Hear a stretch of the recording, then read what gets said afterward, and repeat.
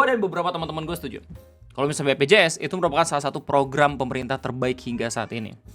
Ya meskipun masih dalam bentuk asuransi gitu, tapi lu bayangin aja ketika lu lagi sakit, lu gak punya duit gitu ya, atau orang tua lu atau anak-anak lu sakit gitu, tapi lu butuh operasi, gak ada duit, lu bingung gitu, maka BPJS mungkin bisa menyelamatkan lu.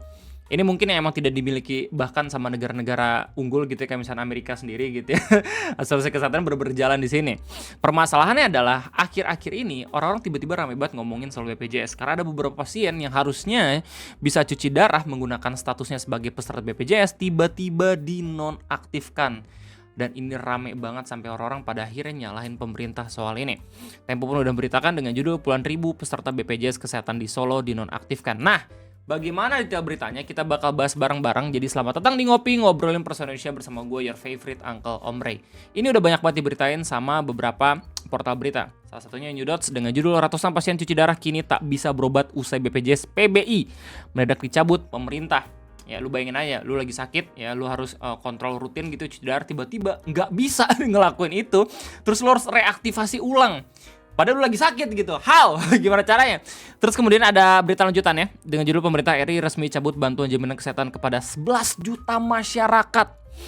Ya, terus habis itu dilanjut dari beberapa berita lain gitu ya, nanti kita bakal baca bareng-bareng. Di root BPJS Kesehatan, pihak menonaktifkan PBI adalah Kementerian Sosial. Jadi orang-orang tuh lagi rame banget ngerosting ke Mensos gara-gara hal ini. Kemudian Mensosnya sendiri itu langsung buat tutorial di salah satu berita CNN dengan judul Mensos ungkap 7 langkah reaktivasi BPJS PBI yang dinonaktifkan. Lalu Kompas.com juga udah ngeberitain dengan judul Kemensos aktifkan kembali BPJS PBI khusus pasien cuci darah. Nah, biar mempermudah bagaimana konteks dari berita ini, ada satu infografis yang bagus banget bisa menjelaskan ke kita. Ini dari Prupadata dengan judul Kisruh Penonaktifan Kepesertaan BPJS PBI. Sebelum kita ngebahas, kita harus tahu dulu apa itu PBI. PBI itu merupakan penerima bantuan iuran. Silakan koreksi gue kalau misalnya gue salah, tapi PBI ini merupakan status kepesertaan BPJS yang tidak harus untuk iuran. Biasanya kan kalau misalnya kita daftar BPJS, kita kan bayar gitu tiap bulan gitu. Bahkan kelas 1, kelas 2, kelas 3. Kalau nggak salah tuh nanti bakal ada pembaruan, nggak ada kelas 1, kelas 2, kelas 3 gitu ya. Tapi bener-bener rata kan. Nah cuman ada istilah yang namanya PBI. Dimana lo itu emang diklasifikasikan sebagai masyarakat rentan atau kurang mampu gitu ya. Terus kemudian tidak perlu membayar iuran BPJS. Lo udah bisa mendapatkan manfaat dari BPJS sendiri karena iuran dari pemerintah dan juga peserta BPJS lain yang bayar tiap bulan. Nah, dari data ini dikasih tahu kalau misalnya status BPJS PBI itu udah dimiliki sama 112,300 juta orang. Permasalahan di sini, ternyata pemerintah kita itu punya batasan, punya threshold atau punya maksimal jumlah orang yang harusnya menerima kepesertaan BPJS PBI. Dan itu jumlahnya cuma 96.800.000 orang. Dibanding angka yang sebelumnya, di mana udah sampai 112 juta orang, jelas ini udah overload.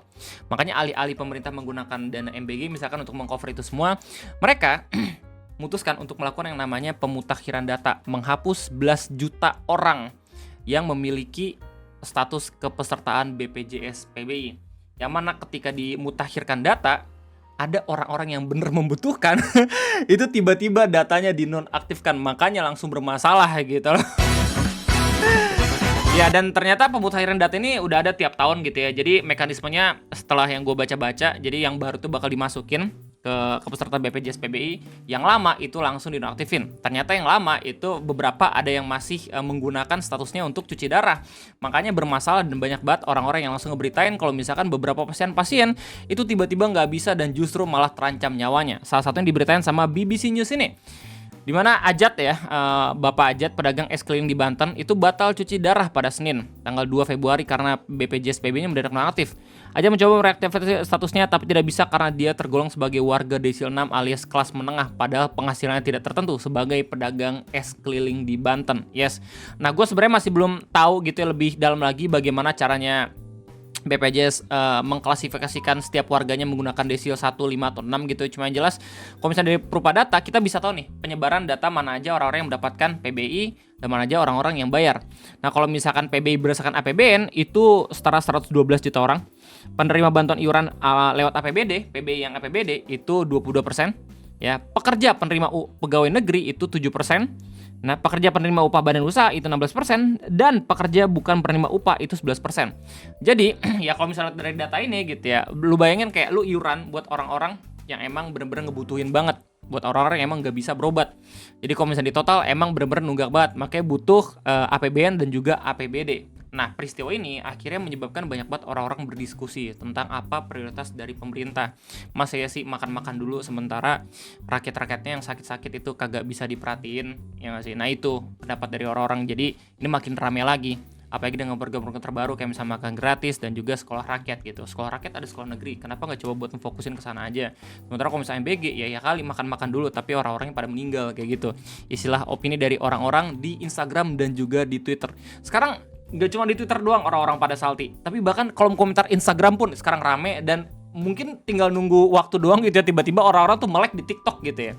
Dari berita New Dots dikasih tahu, pemerintah resmi menonaktifkan sekitar 11 juta peserta penerima bantuan iuran jaminan kesehatan PBIJK per 1 Februari 2026, menyusul pembaruan data kesejahteraan oleh Kementerian Sosial melalui data Tunggal Sosial Ekonomi Nasional DTSN. Nah ini maksud gue nih, dimutakhirkan datanya.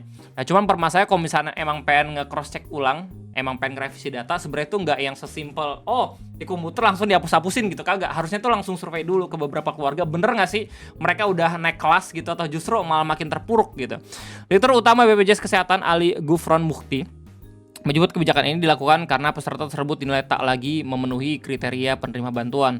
Meski total kuota PBIJK tetap 96,8 juta orang. Ya, jadi yang diklaim sama Direktur Utama BPJS dan juga Kementerian Sosial itu data penerima PBIJK tetap sama ya dari tahun kemarin, yaitu 96,8 juta orang. Tapi ada aja beberapa opini orang-orang kayak kenapa nggak ditambahin kayak oh iya, protesnya udah bukan BPJS lagi, bukan kesehatan lagi gitu katanya.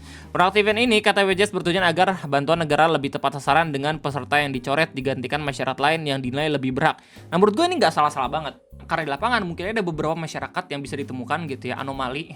Jelas maksudnya statusnya itu PBI tapi sebenarnya mereka tuh mampu untuk berobat atau bahkan bayar tiap bulan. Nah permasalahannya adalah kalau misalkan datanya itu di cross check tapi nggak ngelihat survei, bener-bener nggak ngelihat detail di lapangan tuh seperti apa. Ya pada akhirnya muncul kondisi yang seperti ini. Ternyata masih banyak masyarakat yang membutuhkan tapi tiba-tiba dinonaktifkan. Ya, implementasi kebijakan ini memicu dampak serius di lapangan. Komunitas Pasien Cuci Darah Indonesia (KPCDI) melaporkan ratusan pasien gagal ginjal tak bisa berobat karena status BPJS mereka mendadak nonaktif. Bahkan terdapat kasus terapi yang dihentikan di tengah sesi. Menteri Sosial Saifullah Yusuf menegaskan pasien masih bisa mengajukan reaktivasi jika masuk kelompok desil 1 sampai 4 dan meminta rumah sakit tidak menolak layanan medis mendesak. Nah, ada lagi permasalahan baru nih.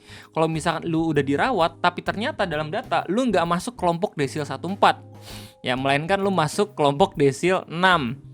Tapi dalam kenyataan mungkin gitu ya, mereka-mereka yang emang udah masuk kelompok desil 6 itu masih nggak mampu juga kayak Pak Ajat yang udah kita baca ini gitu loh. Pemerintah mengklaim telah berkoordinasi untuk memastikan pelayanan kesehatan tetap berjalan sembari proses verifikasi dan reaktivasi kepesertaan diselesaikan. Jadi begitulah kira-kira berita lengkap dari fenomena BPJS yang tiba-tiba dinonaktifkan. Ini akan menjadi momentum orang-orang langsung nyalain pemerintah lagi dan juga ilfil gitu ya. Lu bisa lihat sendiri di kolom komentarnya. Yang mana gue ngeliatnya nih bukan di Twitter gitu, tapi di Instagram loh. Aziza bilang ternyata MBG itu nggak gratis ya, dibayar pakai sulitnya akses pendidikan, karya makanan, sulitnya nyari pekerjaan, bencana yang lambat, nonaktifnya BPJS, dan banyak lagi. Semoga semuanya lekas membaik, hanya kepada Tuhan kita berharap. Damn. Ada juga yang bilang Nino, woi, langsung mention Pak Prabowo gitu. Ini yang nggak bisa kerja siapa sih, menteri kalian apa emang presidennya? Lebih pentingin MBG sama kesehatan masyarakat, apa emang iya MBG jadi ladang? Bisa jadi sih, ambil 200 perak aja buat masuk kantong satu kecamatan aja bisa masuk kantong, buset langsung bisa nganalisis setiap permasalahan. Gokil emang masyarakat kita tuh. Wahyu bilang kenapa nggak anggaran para pejabat yang dipotong, gaji tinggi, tunjangan tinggi, rapat-rapat dapat tambahan, ada kunjungan kerja dan lain-lain, itu anggarannya juga gede ya. Itu anggaran semua tuh. Tiba-tiba ada outing dan segala macem gitu, apalagi di akhir tahun tuh. Ya, kita harus ngabisin anggaran, kalau kagak habis ya berarti bermasalah nih kementerian kita. Oke, kita jalan-jalan kemana? Naila bilang, tapi jujur, penerima PB ini emang banyak yang gak tepat sasaran. Temen gue kaya raya banget tapi dapat KIS. Dan katanya semua orang di daerah dia begitu. Akibatnya kotanya malah habis dipakai orang-orang yang sebenarnya berduit, dan yang miskin malah masih banyak yang gak dapat jaminan kesehatan. Nah ini maksud gue loh. Ada anomali orang-orang yang seperti ini juga gitu, memanfaatkan celah. Dan ini yang harusnya benar-benar ditindak sama pemerintah gitu. Jadi emang kalau misalnya ngomongin soal ngapus-ngapusin data PBI, itu emang bener-bener harus hati-hati banget dah. Soalnya gapnya itu antara orang yang culas sama orang yang bener-bener butuh gitu. Kalau misal ada miss buat nyari data di antara kedua itu, ya bakal langsung kayak gini digoreng juga. Karena harusnya yang dapat PBI emang yang bener-bener nggak mampu aja guys. Lagian BPJS juga nggak semahal itu kok iurannya buat yang udah kaya mah. Iya sih, tapi kan yang buat menengah juga mencekek, iya nggak sih? Adik gue juga cuci darah pakai BPJS, alhamdulillah aman sampai sekarang walaupun dengan semua keribetan aturannya. Ya harus butuh rujukan dulu kemana-kemana gitu ya. Ya semoga semua masalah teratasi dan semoga ini bukan tentang anggaran ya, tapi benar-benar tentang evaluasi sasaran dan semoga semua yang sakit cepat sembuh, amin. Amin. Semoga bukan anggaran nih. Ada komentar yang sengaja tuh masih rasional lah. Cuman ya tetap aja ya. Opini orang-orang yang marah-marah rada valid juga kalau misalnya pada akhirnya dibandingin sama beberapa fokus pemerintah yang mungkin aja berdasarkan pendapat dari mereka itu justru kurang penting dibandingin sama kesehatan masyarakat yang sekarang lagi krusial-krusialnya gitu. Ya kali ini ngomongin soal kematian juga soalnya tiba-tiba ada yang meninggal gara-gara hal ini kan repot juga ya. Kayak kemarin aja ada kebijakan terus habis orang-orang ngantri LPG ada yang meninggal cuman gara-gara ngantri gas doang gitu kan, itu bener-bener aduh sedih banget ya nggak sih. Well itu aja mungkin bisa gue sampaikan. Gimana tanggapan kalian semua silahkan tulis di kolom komentar. Gue rasa cukup sekian, gue undur diri, sampai jumpa lagi di next video ngopi, bye bye.